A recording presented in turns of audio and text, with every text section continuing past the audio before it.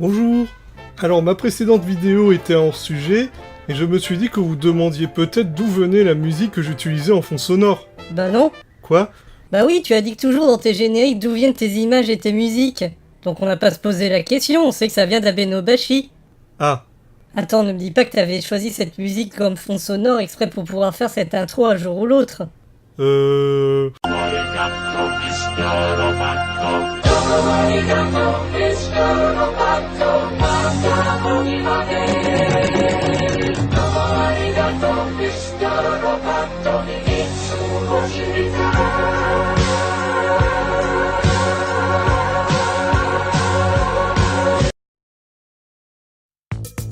Shall we?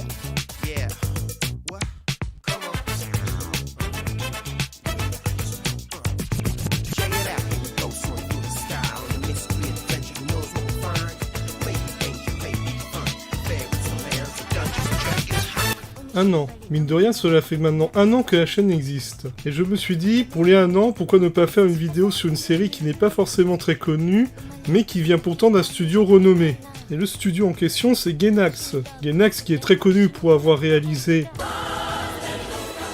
Bon, là je crois que tout le monde a tilté que t'étais fan. mais également d'autres œuvres comme Nadia, Gunbuster, Gurren Lagann et j'en passe. Évidemment, Gainax ce n'est pas que ça, et toutes leurs séries n'ont pas connu la même renommée, certains se faisant même plus discrètes que d'autres. Et parmi celles-là se trouve Abenobashi, réalisé par Masayuki Kojima, à qui l'on doit les adaptations de Master Keaton, Monster, le sympathique Piano Forest, et également les Moomins. La vache, ça rajeunit pas celle-là. Bref, de quoi parle Abenobashi?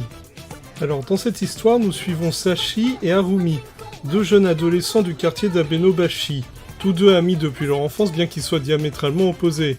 En effet, si Sashi est l'archétype du garçon rêveur et surtout otaku, Harumi, elle, est beaucoup plus terre-à-terre et pragmatique, ne comprenant d'ailleurs pas les passions de Sashi. Comme je l'ai dit, tous les deux vivent au quartier d'Abenobashi. Or, ce quartier est un vieux quartier marchand qui est en pleine transformation. Harumi annonce d'ailleurs à son ami que sa famille va probablement déménager, et sans doute dans un autre lieu. Ce qui perturbe Sashi, dont lui et sa famille viennent de déménager récemment. Et les choses ne vont pas s'améliorer pour lui. Car le grand-père de Harumi est victime d'un accident, ce qui convainc les parents de cette dernière de fermer le restaurant où il travaillait, et donc de déménager. Mais en dehors de ces événements naturels, s'enchaînent des événements plutôt surnaturels. En effet, pendant la nuit, Sashi voit voler un dragon à travers le ciel, et surtout le lendemain, lui et Harumi sont surpris par quelques changements. Pardonne-moi, Sashi. C'est un peu triste. Non, non, t'excuses pas. De toute façon, tu y es pour rien. Et puis même quand tu seras à Kanko... Ah les Hein?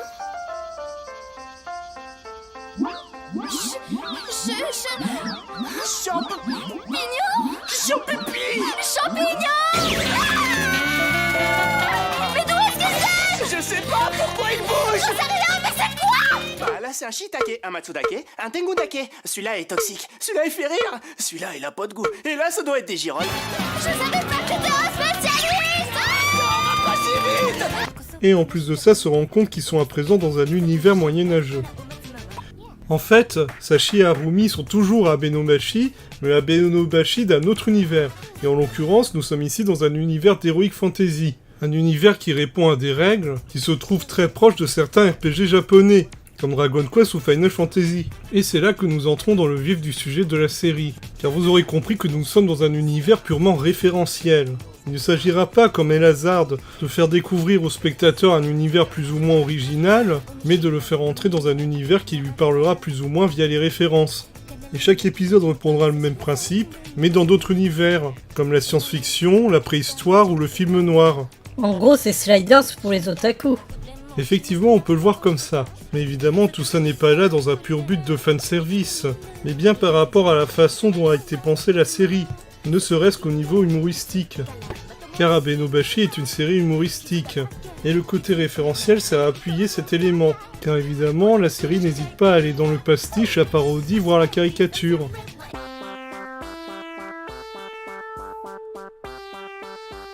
Alors, pour ceux qui ne sauraient pas la différence entre la caricature, la parodie et le pastiche, voici ce que dit en résumé le site Megavox.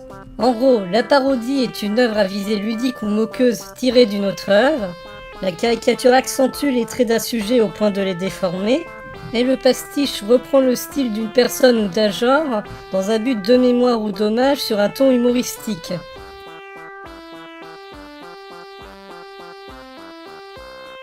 Et donc la série joue sur ces 3 tableaux, et enchaîne les gags et les situations, frôlant parfois l'hystérie. Et le côté référentiel va parfois très loin, comme avec ce plan de quelques secondes. Voilà, allez-y pour trouver toutes les références en juste quelques clins d'œil. Ou cette auto-référence musicale.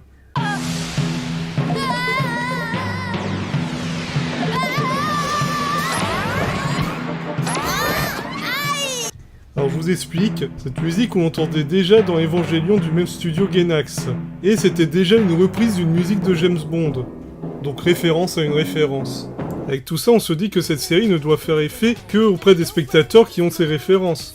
Mais pas vraiment, car comme l'a dit l'un des réalisateurs de Y a-t-il un pilote dans l'avion, une bonne parodie doit pouvoir faire rire y compris les personnes qui n'ont pas vu l'œuvre originale. Et c'est là qu'on comprend l'intérêt du duo de Sachi et Harumi. Un spectateur qui comprend les références et l'œuvre dans laquelle il se retrouve, eh bien il pourra s'identifier à Sachi, l'otaku du duo. Tandis que lorsque l'on se retrouve face sur une référence qui nous échappe, on sera plus dans le cas de Harumi, qui se retrouvera surtout dans une situation absurde pour elle. Je vais donner un exemple. Ce passage...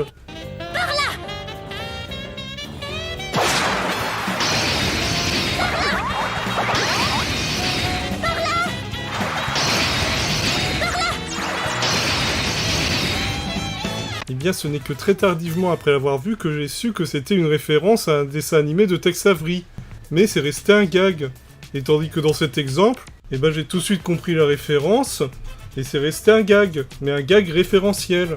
Notons au passage le travail de l'adaptation française, car il est évident que certains gags allaient sauter lors de changements de langue, que ce soit en VF ou en VOST. On notera que la VF n'hésite pas à rajouter des éléments référentiels que le public français pourra comprendre, sans pour autant trahir l'esprit de l'œuvre originale. Un peu comme l'a fait GTO à l'époque. Oh punaise! Vous faites du disco? J'ai rien contre, mais mon truc à moi, c'est plutôt métal et musique traditionnelle. Ouais, ça y est, je sais, vous êtes Marilyn Manson! Ce qui est toujours, je trouve, un bon point pour ce genre d'œuvre. Car après tout, c'est toujours un peu gênant quand quelqu'un balance une blague et qu'on ne la comprend pas. Non, je dirais que s'il y a un problème au niveau de l'humour, ça viendrait plutôt de la façon dont a été conçue la série. Je m'explique. Au niveau de la réalisation, comme toute série, Abenobashi est composé d'un réalisateur général, que l'on appelle aussi un showrunner, et de différents réalisateurs épisodiques. Et l'idée est que le showrunner donne les directions à suivre aux différents réalisateurs, et ceci dans le but à ce que la série garde une uniformité et ne dérape pas que ce soit au niveau scénario ou dessin. Cependant, pour Abenobashi, il est clair que les réalisateurs ont eu pas mal de liberté dans leur façon d'aborder les épisodes. Cela saute aux yeux quand on passe d'une aventure à une autre, les styles graphiques et ou la réalisation changeant parfois du tout au tout. Il suffit de voir quand on passe de l'épisode 2 à l'épisode 3. Là on est d'accord pour dire qu'il y a clairement un changement graphique. Et je n'ai pas choisi cet épisode au hasard, car le réalisateur de ce dernier n'est pas un illustre connu, mais Himeshi Hiroyuki, le réalisateur de Gurren Lagann et de Kill la Kill, et dont on reconnaît facilement le style. Et pour moi, du coup, cet épisode 3 est un parfait exemple, car si j'aime beaucoup le rythme et la dynamique dont fait preuve Hiroyuki, je suis beaucoup moins fan de son humour qui tombe parfois trop facilement dans le vulgaire et le graveux. Et ce contraste que j'ai, on le retrouve dans cet épisode, ce qui fait que ce dernier me laisse un effet mi-figue mi-raisin, là où d'autres épisodes m'auront beaucoup plus parlé. Et ce sera sans doute l'effet inverse pour d'autres spectateurs, qui trouveront tout à fait leur compte dans cet épisode, là où d'autres leur paraîtront plus mous. Mais bon, si les changements de style et d'humour auront de quoi surprendre, ça ne déstabilisera pas pour autant le spectateur, la série gardant malgré tout une ligne directrice. Non, ce qui pourra perturber le spectateur, c'est les épisodes sérieux. Parce que oui, sans qu'on s'y attende, la série a quelques épisodes vraiment sérieux, et qui arrivent au milieu de l'histoire. Notamment l'épisode 7, qui est un épisode flashback sur la jeunesse du grand-père de Harumi, et un autre épisode qui tend à expliquer le pourquoi du comment. Comme je l'ai dit, ces épisodes sont très sérieux et surtout très premier degré, ce qui peut créer une dissonance entre le reste de la série et l'attente du spectateur. Personnellement, après m'être tapé plusieurs épisodes d'affilée, allant à fond dans le délire humoristique et parodique, eh ben on a beau me dire que le prochain épisode est sérieux, je serai toujours dans cette optique. Bon alors il est où le gag? Allez, viens le gag! Bon, il est où le gag? C'est un peu le même problème que j'ai avec l'épisode 24 de Excel Saga, qui lui aussi se montre très sérieux premier degré. Cependant, si je m'interroge encore sur l'épisode 24 d'Excel Saga et du pourquoi ils ont décidé de le faire ainsi, sérieusement ils auraient pu raconter la même histoire de façon humoristique, ça n'aurait rien changé, je trouve qu'il y a eu vraie pertinence pour ceux d'Abenobashi. Et d'ailleurs je déconseille personnellement de faire comme mon frère. Tu as un frère? Chut.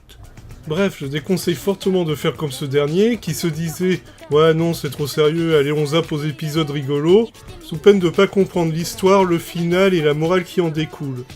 Oui, parce que mine de rien, Abenobashi a beau être une série humoristique et parodique, elle n'en possède pas moins une trame.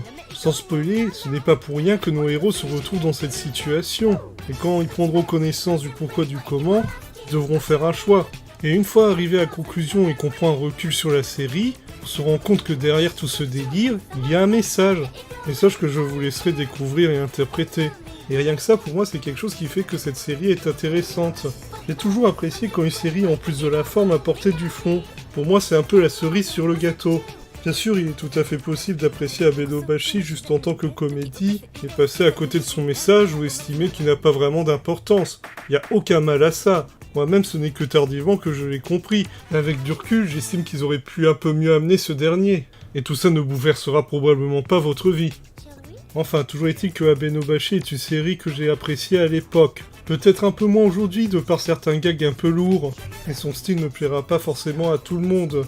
Et je trouve que c'est une série de Gainax qui mérite ce coup d'œil. Pour peu que l'on aime le genre, il est facile de se laisser happer dans son tourbillon délirant. Je trouve que cette série devrait être un peu plus mise en avant lors de discussions sur le studio, à côté des Nadia, Gurren Lagann, Gunbuster et... À ce niveau, faut que tu consultes. あなたの心に風があるならそしてそれが春の風なら私一人で